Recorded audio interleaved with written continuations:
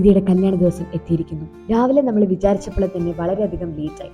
തൊട്ടപ്പുറത്ത് ഓഡിറ്റോറിയം ഉള്ളത് കൊണ്ടാന്ന് തോന്നുന്നു നമ്മൾ വിചാരിച്ചു ഓക്കെ റെഡി ആയാലും വേഗം എത്തും എന്നുള്ളൊരു മട്ടിലായിരുന്നു ഉണ്ടായിരുന്നത്. റെഡിയായി കഴിഞ്ഞ സമയം നോക്കുമ്പോൾ 10 മണി. പിന്നെ നമ്മൾ വേഗം താഴെ എത്തിയപ്പോൾ നമ്മുടെ ബാക്കി ടീംസൊക്കെ റെഡിയാക്കി നമ്മളെ വെയിറ്റ് ചെയ്തിരിക്കുകയായിരുന്നു.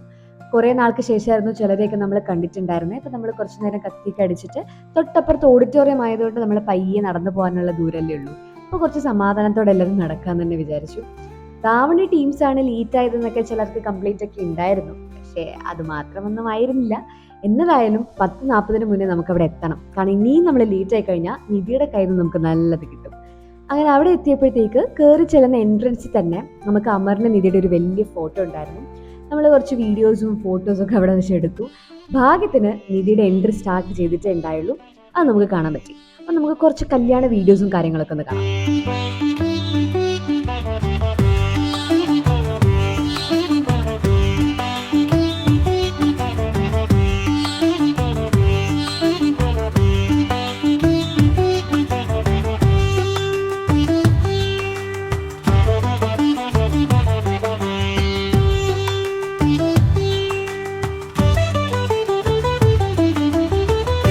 അങ്ങനെ നിധിയുടെ കല്യാണം കഴിഞ്ഞിരിക്കുന്നു ഗൈസ്.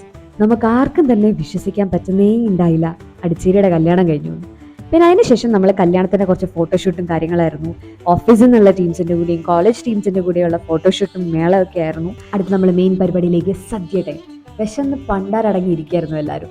നല്ല കിഡിലും സദ്യയും പായസം കൂട്ടി അങ്ങോട്ട് കഴിച്ചപ്പോഴാണ് മനസ്സും എല്ലാം ഒന്ന് സന്തുഷ്ടമായത്. അതിനുശേഷം നമ്മുടെ നിധി ഡ്രസ്സ് മാറി പോവാനായിട്ട് വന്നു. പിന്നെ യാത്രയക്കൽ ചടങ്ങുകളൊക്കെ ആയിരുന്നു. എല്ലാവരെയും കണ്ടു. നമ്മൾ നിധിനെയും അമറിനെയും ഹാപ്പി ആയിട്ടാണ് നമ്മൾ യാത്ര അയച്ചിട്ടുണ്ടായിരുന്നത്. അങ്ങനെ നിധിയുടെ കല്യാണം കഴിഞ്ഞെന്ന് തന്നെ വിശ്വസിക്കാൻ വയ്യാതെ ആ ഒരു ഇമോഷണൽ സീൻസിനൊക്കെ ശേഷം നമ്മൾ ഇരിക്കുമ്പോഴാണ് നമ്മുടെ കൂട്ടത്തിലുള്ള ടീംസ് പറഞ്ഞത് ഇവിടെ അടുത്ത് ശ്രീ സുബ്രഹ്മണ്യ സ്വാമി ടെമ്പിൾ ഉണ്ട്. പയ്യന്നൂരിൽ തന്നെ അത്യാവശ്യം ഫേമസ് ആയിട്ടുള്ളൊരു ടെമ്പിളാണ്. അവിടെ പോവാം, അവിടെ അമ്പലക്കുളം ഉണ്ട്, കാണാൻ പോവാന്ന്. പിന്നെ ഒന്നും നോക്കണ്ട, നമ്മളവിടെ ഇട്ട വേഷത്തിൽ അങ്ങോട്ടേക്ക് നടന്നു. ഭയങ്കര പീസ്ഫുൾ ആയിട്ടുള്ളൊരു അറ്റ്മോസ്ഫിയർ ആയിരുന്നു കേട്ടോ. അവിടെ ആൽമരവും ആ കുളവും ഒക്കെ ആയിട്ട് നമ്മൾ കുറച്ച് നേരം അവിടെ സ്പെൻഡ് ചെയ്തു. നമ്മൾ ഓൺ ടു നെക്സ്റ്റ് ഡെസ്റ്റിനേഷൻ, അമറിന്റെ വീട്. അവിടെ വെച്ചിട്ടാണ് നമുക്ക് റിസപ്ഷൻ പരിപാടിയൊക്കെ അറേഞ്ച് ചെയ്തിട്ടുണ്ടായിരുന്നത്. ഏകദേശം 1.5 മണിക്കൂറുണ്ട് പയ്യന്നൂർ അമറിന്റെ വീട്ടിലേക്ക് പരിപാടി പങ്കെടുക്കാനായിട്ട്. സോ നമുക്കെന്ന് വെച്ചാൽ അധികം ലേറ്റ് ആക്കാൻ പറ്റില്ല. രാത്രി റിസപ്ഷൻ കഴിഞ്ഞിട്ട് വേഗം തിരിക്കണം കോഴിക്കോടേക്ക്. നെക്സ്റ്റ് ഡേ വർക്കിംഗ് ഡേ ആണ്. ഒത്തിരി ലേറ്റായ ഓഫീസിൽ പോകുന്നത് മുടങ്ങും. നമുക്ക് ആർക്കും ലീവ് ബാക്കിയില്ല ഇനി എടുത്തു തീർക്കാനായിട്ട്. റിസപ്ഷൻ എത്തിയപ്പോൾ ഉണ്ട് ഒടുക്കത്തെ തിരക്ക്. എല്ലാവരും ഉണ്ടായിരുന്നു അമറിന്റെ വീട്ടിൽ. കയറി ചെന്ന പാടെ തന്നെ നമുക്കൊരു ലൈവ് മ്യൂസിക് പെർഫോമൻസ് കാണാൻ പറ്റി. കുറച്ചു നേരം നമ്മൾ പാട്ടൊക്കെ കേട്ട് നിന്നു. പിന്നെ നമ്മൾ നിധിനെയും അമറിൻ്റെ കൂടെ പോയി കണ്ടു. ഫോട്ടോഷൂട്ടൊക്കെ എടുത്തതിന് ശേഷം പോയിട്ടുണ്ടായിരുന്നത്. ശരിക്കും പറഞ്ഞാൽ നമുക്ക് ആർക്കും വിശ്വസിക്കാൻ പറ്റുന്നുണ്ടായില്ല നിധിയുടെ കല്യാണം കഴിഞ്ഞു എന്ന്. ഇനിയിപ്പോൾ നിധീനെ അടുത്തൊന്നും കാണില്ല, ആ ഒരു വിഷമമൊക്കെ ഉണ്ടായിരുന്നു. അതിനുശേഷം നമ്മൾ ഏകദേശം ഒരു 1/2 മണിക്കൂർ ക്യൂ നിന്നിട്ടാണ് ഫുഡ് കഴിക്കാൻ കയറിയത്. പക്ഷെ കിഡിലെ ഫുഡായിരുന്നു കേട്ടോ. അധികം ലേറ്റ് ആക്കിയില്ല. ഫുഡൊക്കെ കഴിച്ചിട്ട് നമ്മൾ നേരെ കോഴിക്കോടേക്ക് റിട്ടേൺ ആക്കി.